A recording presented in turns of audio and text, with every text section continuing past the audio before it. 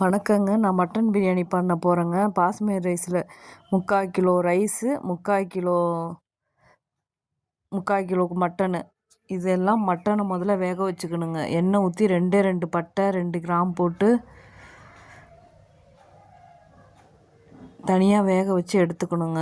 இதுக்கு கொஞ்சமாக உங்களோட இஷ்டம், நீங்கள் என்ன மசாலா தூள் போடுறீங்களோ அந்த மசாலா தூள் போட்டு, அவங்கவுங்க விருப்பம் என்ன மசாலா தூள் போடுறீங்களோ அதை போட்டு நல்லா விசில் விட்டு எடுத்துக்கணுங்க. அவங்கவுங்க மட்டனுக்கு தகுந்த மாதிரி, அந்தந்த ஊருக்கு தகுந்த மாதிரி மட்டன் இருக்கும், அதுக்கு தகுந்த மாதிரி விசில் விட்டு எடுத்துக்கோங்க. தனியாக உப்பு போட்டு எடுத்து வச்சுக்கோங்க. மட்டன் பிரியாணி வெந்துருச்சுங்க, வேக வச்சு எடுத்துக்கிறோம் தனியாக. இது வெந்துடும். அதுக்கப்புறம் தனியாக அவங்கவுங்க இது 2 1 ஏலக்காய், 2 ஏலக்காய், 2 பட்டை 2 அது அவங்கவுங்க, கல்பாசி கொஞ்சமாக சிறிது எண்ணெய் ஊற்றி, பாதி எண்ணெய் பாதி நெய் ஊற்றி இந்த நம்ம எடுத்து வச்சுருக்க மசாலா, அந்த பட்டை கிராம்பெல்லாம் அதில் போட்டு தாளிச்சுக்கணுங்க. தாளிச்சிட்டு நம்ம அரிஞ்சு வச்சுருக்கோம் 4 வெங்காயம் அரிஞ்சு வச்சுருக்குறோம். அந்த 4 வெங்காயத்தை பொன்னிறமாக வணக்கிக்கணும். நீல வாக்கில் அரிஞ்சுக்கணும், பொன்னிறமாக வணக்கிக்கணும். வணங்குற வரைக்கும் நாம் டைம் எடுத்துக்கணும்.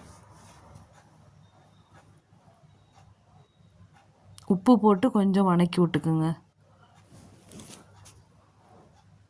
நல்லா வணங்கிடுச்சு. அப்புறம் எடுத்து 4 தக்காளி கட் பண்ணி வச்சுருக்குறோம்.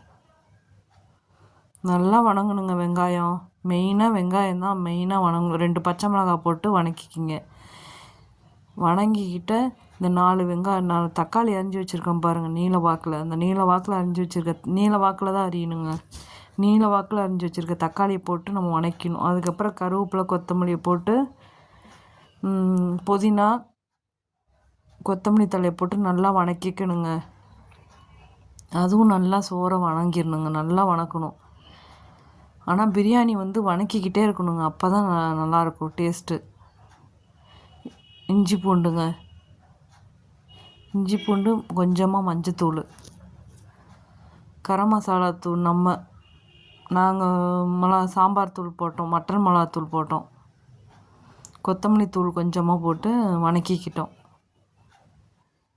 உங்கள் வீட்டில் என்ன இருக்குது மசாலா தூள் இருக்குதோ அதை போட்டுக்குங்க. இப்போ நம்ம அதெல்லாம் வணங்கினோடனே நம்ம தனியாக எடுத்து வச்சுருக்கோம் பாருங்கள் மட்டனை வேக வச்சு, அதையும் இதிலே ஊற்றிக்கிட்டோம்.